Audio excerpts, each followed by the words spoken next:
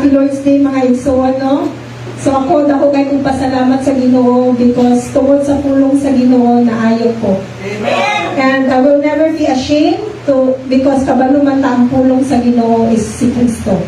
John 1:1, in the beginning was the Word, and the Word was with God, and the Word was God. Amen ba?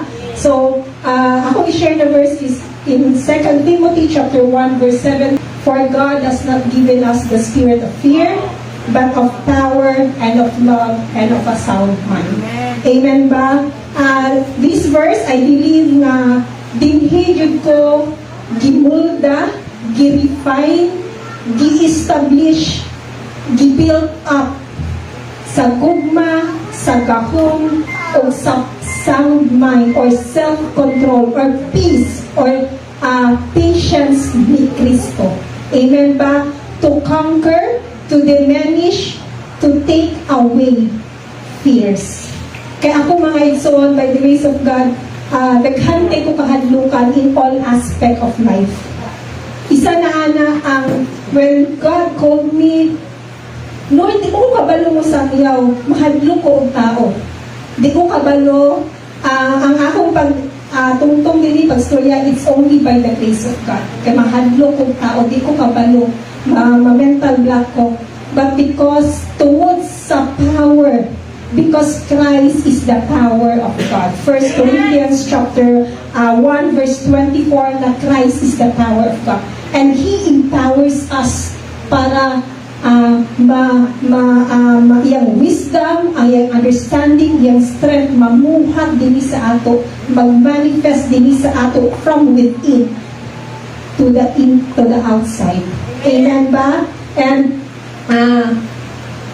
bless kay ko mga igsoon, no, kay daghan kay mga Kristohanon karon nga daghan Kristohanon nga ginatolerate nila ilang kahadlok instead nga mag-share sa pulong sa Ginoo, magsangyaw sa pulong sa Ginoo, mas gitolerate pa nila ang spirito sa kahadlok kaysa sa spirito sa Ginoo nga naghatag sa ato og liberty.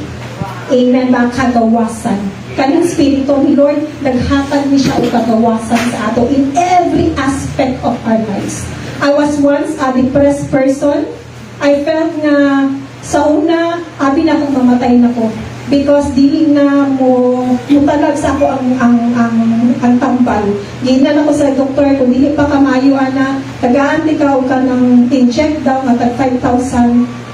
But by the grace of God, I was convicted by the Holy Spirit, no, to pray to the Lord.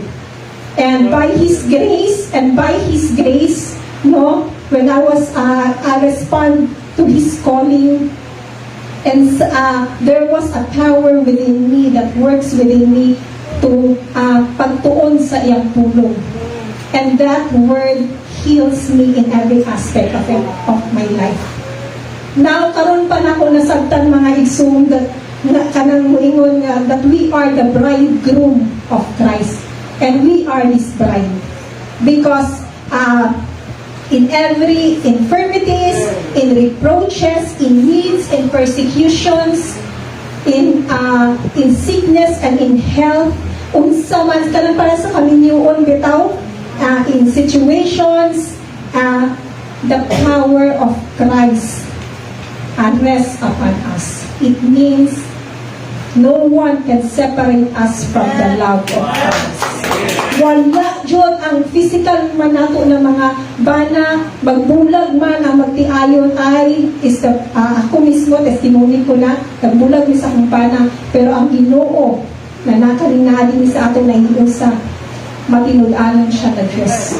He will never leave us nor forsake us. And kaning Kristo mupuyo ni siya, He will abide and lives in us forever. 1 Peter chapter 1 verse 24 po, if I'm not mistaken.